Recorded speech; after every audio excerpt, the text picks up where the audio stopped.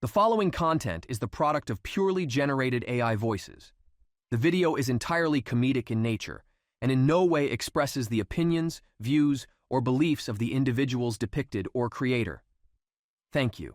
You know what? I'm done with Pokemon. The hell are you on about? Our series is only 2 episodes in and your turn is up next. Not to mention we've been gone for over a month and should really get back on that. I know, bestie, but I've been trying to brush up my skills by doing Nuzlocke off-screen, but I can't seem to win. I don't know where I'm going wrong. Okay, what version are you playing and where are you having problems? I tried my hand at Pokemon X, but Viola seems to have it out for me. That Surskit is no joke, I tell you what. Michael, X and Y are literally the easiest games in the entire franchise. How's your dumbass losing to the first gym leader? Who was your starter? Finnegan, she's so cute. Well, you're definitely going to need some more practice before tackling our Nuzlocke again. In the meantime, I have an idea. Why don't we try our hand at making a tier list? Ooh, sounds like fun. I'll kick things off. Let go, S tier under my skin, D tier, the best damn thing, A tier. We're not ranking my albums, dumb fuck. Oh. I thought it would be fun to rank every season of Power Rangers. I marathoned the entire series while we were away, so it's fresh in my brain. Magical plan, Avril. I can get down with that. Besides, the world needs to know why Megaforce is easily God tier. Whatever you're smoking must be strong if you think that pile of Ivan ooze is anywhere close to being God tier, but we'll get there soon enough. The real problem is it'll be hard to debate with just the 2 of us. Don't worry. Mike the Vanilla Swirl Ranger got that covered. Wait, what? Who are you calling? The greatest ranger of all time has arrived. Holy shit! What's good, Thomas? Don't get me wrong, it's a pleasure to meet the legend himself, but how are you here? You're dead. Bestie, it's like I said before. Legends never die. Not gonna lie, that got me a little bit wet. Yeah, me too. Huh? Maybe we should start the tier list before this train derails any further. Great idea. So here's how things are going down. We'll be ranking each season from Mighty Morphin to Cosmic Fury. And to save time, every iteration with multiple seasons will be ranked as a whole. So for a series like Mighty Morphin that was split into 3 seasons, you'll take into consideration each season but rank them together overall. Am I getting that right? Got that right, hot stuff. I think we should get started before Avril floods the entire room. Fuck off! Of course, we're kicking things off with the one that started it all. Mighty Morphin is easily top tier. I mean, that is where I got my start and essentially became the face of the franchise. If you were to ask anybody on the street about Power Rangers, 9 times out of 10, they'll mention this season. I couldn't agree more. This one established most Ranger tropes that would carry on until later seasons. It has the most recognizable cast, has the greatest martial arts focus, which is crucial for an action show, and the music just doesn't miss. Hold on now. Just because Mighty Morphin was the first doesn't automatically make it the best. Compared to later seasons, it just doesn't hold up. Mike, you're the homie, but say some disrespectful shit like that again and this Dragon Dagger is going straight up your ass. For real, like the hell do you mean it doesn't hold up? The production quality was ass. The teenagers looked like grown-ass adults. The dialogue was preachy as hell, and it was unnecessarily long. Combined, Mighty Morphin was almost 150 damn episodes. Yeah, 150 episodes of straight fire. I'll admit it was a little campy at times, but don't forget that it was adapted from a Japanese IP, so that's unavoidable. And the multi-parters in Mighty Morphin were goated. Green with Evil, Ninja Quest, a Ranger Catastrophe, a different shade of pink. They all slapped. Not to mention we got the legendary baddie himself, Lord Zed. Him alone should speak volumes to the season. I was more of a Rito Revolto kind of guy, but I get what you mean. There. How about we compromise and place Mighty Morphin in the goated tier?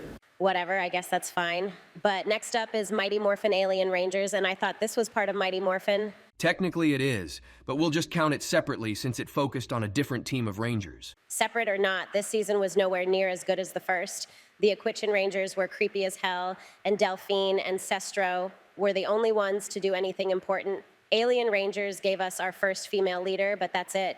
This season's mid. I agree with you that this season left more to be desired, but it had its moments. The Shogun Megazord was pretty dope, and I like how the Alien Ranger suits worked as a nice combination of the Ranger aesthetic and ninjas. Mike, you're tweaking liking the design of the Shogun Megazord. That was one of the ugliest Megazords in history. I don't know what Zordon was thinking commissioning that.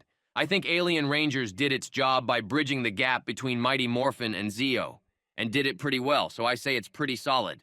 I'm sure that's not the only thing here that's solid. Moving right along, we have one of the greatest seasons of Power Rangers, and that's on Gang. Facts. Zeo is one of those rare situations when the sequel is better than the original. The characters that were merely replacements in Mighty Morphin became their own people and are honestly some of the best.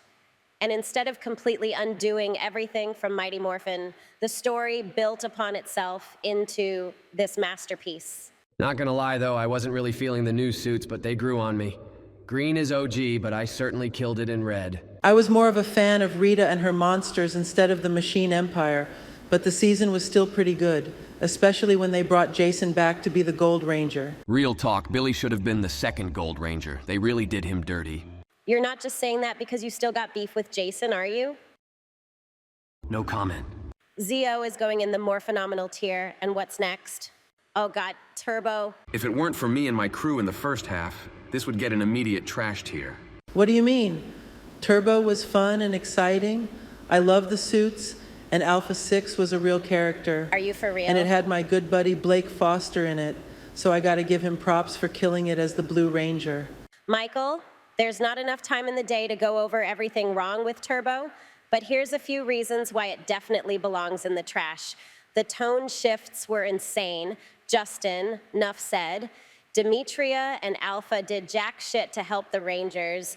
Divatox was laughable. And don't get me started on the Phantom Ranger. Honestly, Mike, if it weren't for the change in cast and production, Turbo would have killed the franchise. It wasn't all bad and could be funny once it stopped taking itself so seriously. But this season was not it, with its only real redeeming quality being the ending. Y'all are a bunch of haters, but it is what it is.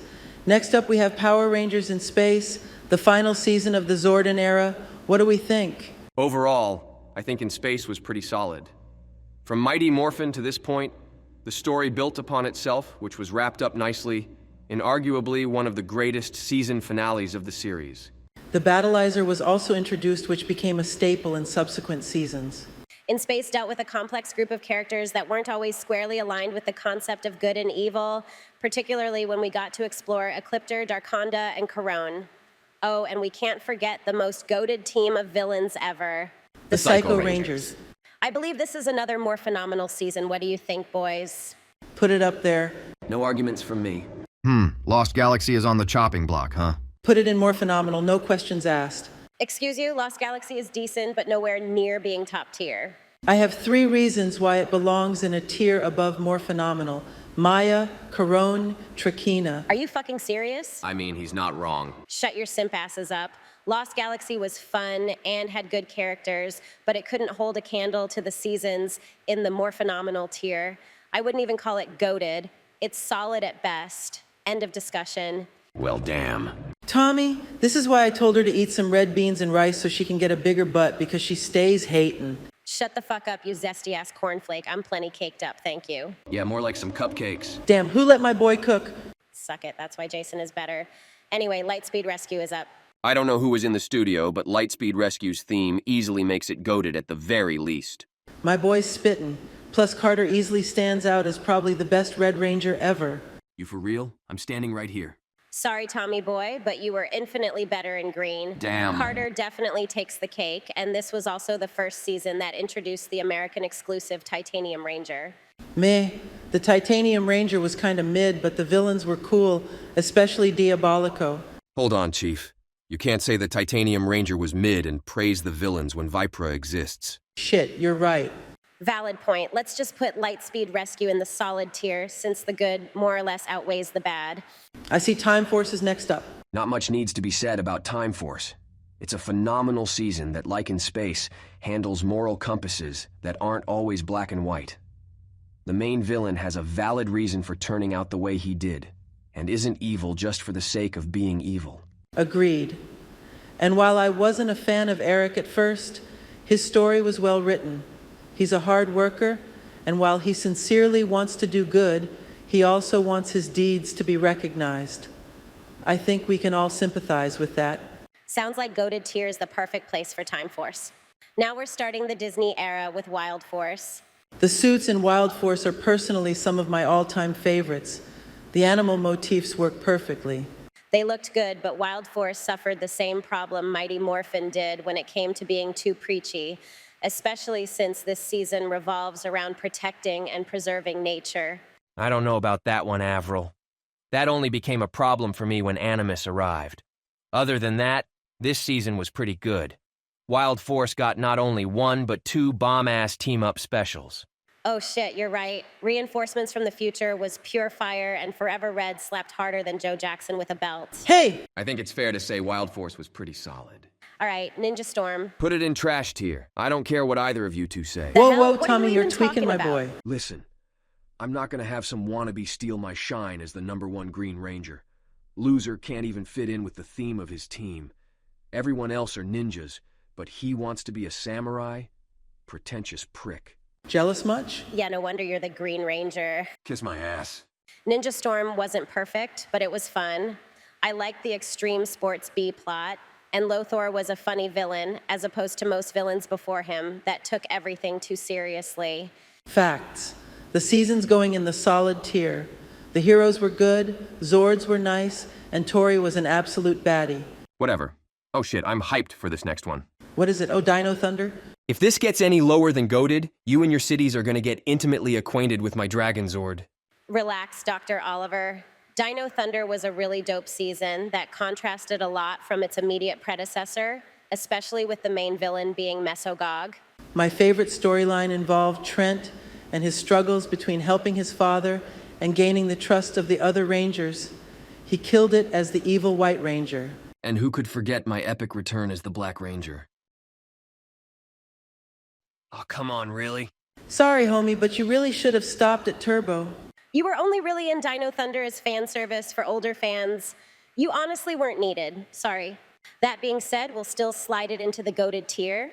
That hurts my soul, but at least you guys recognize greatness.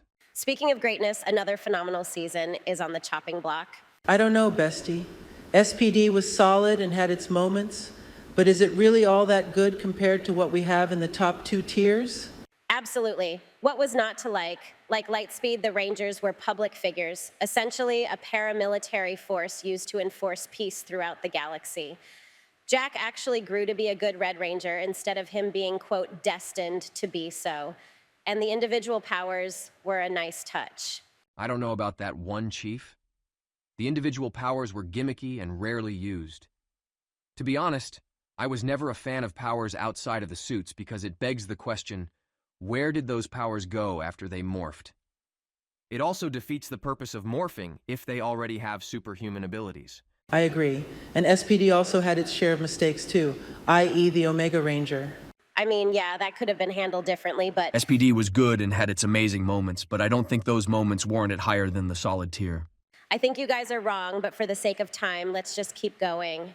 Oh, Mystic Force. I think you mean the Nick show featuring the Power Rangers. Oh, come on, guys. Mystic Force wasn't all bad. Sure, it had a heavy focus on the Red Ranger, but it was still a good watch.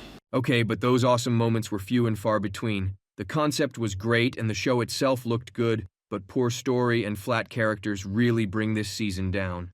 I liked the tie-in of the Mystic Mother and Rita, but Tommy's right. This season had potential, but honestly fell flat in the end. It's going in mid. If you say so. Next up is Operation Overdrive. Burn it. Trash is too good for that abomination. No discussion. Hold on, wait a minute now. Why don't we just talk about... No, that shit's trash! All right then. Jungle Fury slapped, and it's no question.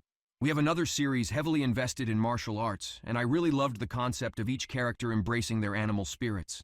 This was also another series with a rookie Red Ranger, but the way Casey started from the bottom to becoming a master of his own was truly a journey worth watching. Couldn't have said it better myself. RJ was a great mentor too, proving that there's much more than meets the eye with him. And Dai Shi proved to be a menacing villain, considering he also had the spirit of the lion. Ooh, I'm ready to watch it again. Dominic was my homie, but I think it's safe to say Jungle Fury is going in the goated tier.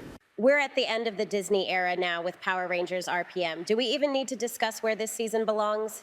Power Rangers took a massive risk adapting a silly Sentai season into the post-apocalyptic war-torn world we got to see. And that risk paid off splendidly with the vibrant story, three-dimensional characters, drama, humor, impending doom. RPM was pure gold, no gem. My only real gripe about the season was the theme song. That shit was booty cheeks on a stick. Yeah, they missed with that one. On the count of 3, let's all shout out which tier RPM belongs in. 1, 2, 3. More phenomenal. Hell yeah, easy dub. I love Dr. K. She was my favorite. I was a Dylan fangirl from episode 1. Yeah, I'm sure I know why too. Shove it. The Neo-Saban era is next, starting with Power Rangers Samurai. I was really hoping for some heat after Power Rangers went on a little hiatus after RPM, but Jason David, frankly, I was ultimately disappointed. I have to agree with you there. For one, I wasn't a fan how, starting with Samurai, each season now had to be a clean 22 episodes, only to be split into a super second season. I know that was part of Nickelodeon's contract, but it just seemed like a lazy way to stretch the show out. But Samurai had some good elements to it, like Bulk and Spike, Decker and Lauren being the first female Red Ranger of substance. Real talk, Bulk and Spike didn't need to be included. Samurai tried milking the nostalgia of Mighty Morphin only for it to fall flat in the end. Sorry, Mike. This season's mid. Facts. I'll let you have that one, but would you look at that? Oh, shit. It's time for me to defend the greatest season of all time, Megaforce. The fuck? Michael, how on Zordon's Blue Earth can you even consider defending that trash heap of a season? Now listen here. Megaforce had everything. A badass crew of Rangers with 6 suits and dope abilities. Those suits got even cooler once Super Megaforce rolled around. They could morph into previous Ranger teams.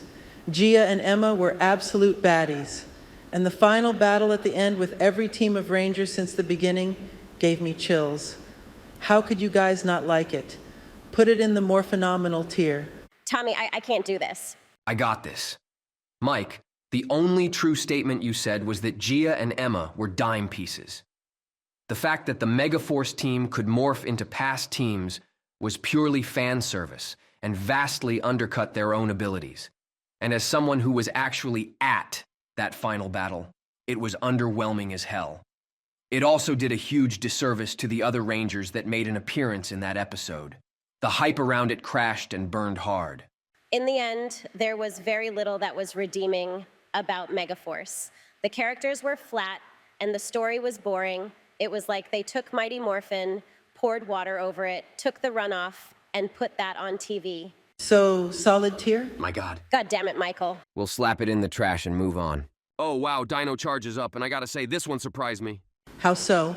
Despite it following 2 mediocre seasons, Dino Charge was actually pretty good with its storytelling, characters, and world building. The Rangers didn't go through much in terms of development, but they weren't completely flat either. I also love just how large the team of Rangers grew outside the core 5. I believe in total the entire team consisted of 10 Rangers. 11 if you include Heckle. Dare I say it? I think Dino Charge qualifies to be in the more phenomenal tier. It was a massive step up from the other 2 and is the obvious standout in this era of Power Rangers. Plus, I loved Shelby. She took no shit from anyone. I'll allow it. And the last entry in the Neo-Saban era, Ninja Steel, is next up to rank. All right, now hear me out. Oh my God. Though I think Ninja Steel had its moments, it can't go any higher than the solid tier at the very most. For a large portion of the season, there was a large focus on Brody, the Red Ranger, and while it wasn't as bad as Nick and Mystic Force, to be honest, Brody was kind of boring. He kind of cooking Fortunately, the other Rangers added some color to the team, making this actually fun to watch at times. It also gets points for having a fire theme song as well.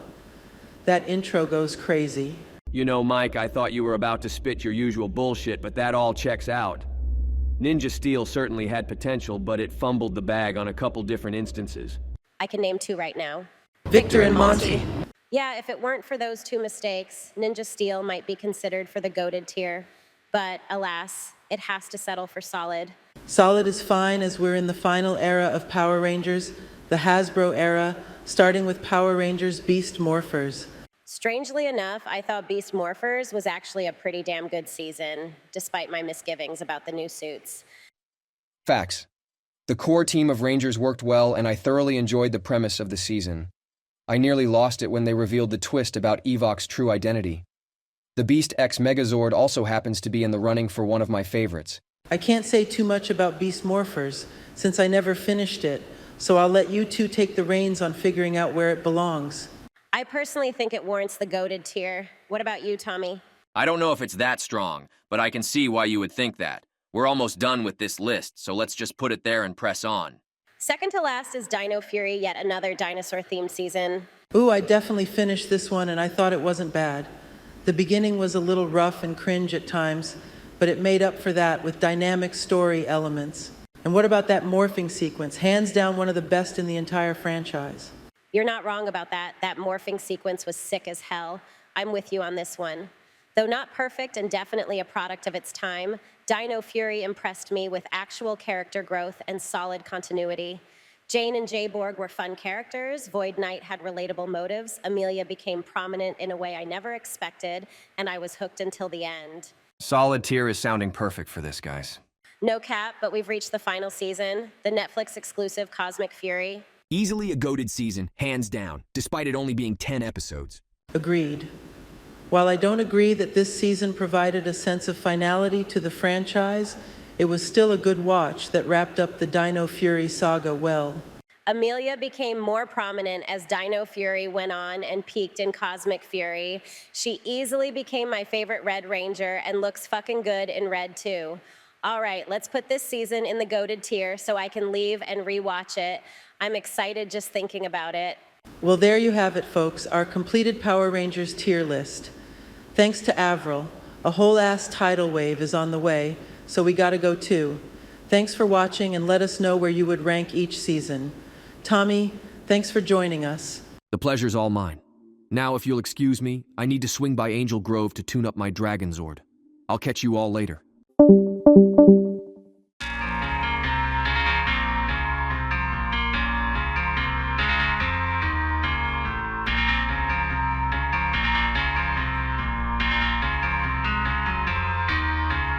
Wild Force, Master Org, let's prepare for 5 more.